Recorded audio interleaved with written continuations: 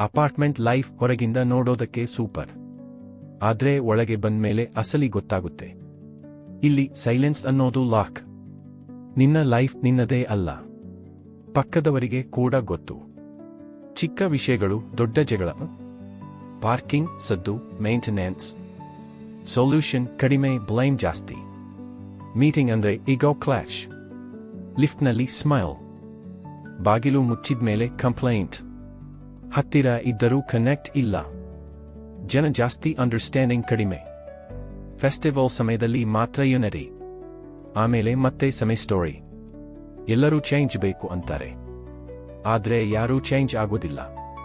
ಹೊರಗಿನ noise adjust ಆಗುತ್ತೆ, ಆದ್ರೆ ಈಗೋ ಅಲ್ಲ. ಅಪಾರ್ಟ್ಮೆಂಟ್ ಲೈಫ್ ಕಂಫರ್ಟ್ ಅಲ್ಲ, ಸ್ವಭಾವ ತೋರಿಸುತ್ತದೆ. ನಿಜವಾದ ಶಾಂತಿ ಜಾಗದಲ್ಲಿ ಇಲ್ಲ, ನಾವು ಹೇಗೆ ಬದುಕುತ್ತೀವಿ ಅನ್ನೋದರಲ್ಲಿ ಇದೆ. ಜಾಣ್ಮೆಯಿಂದ ಆಯ್ಕೆ ಮಾಡು.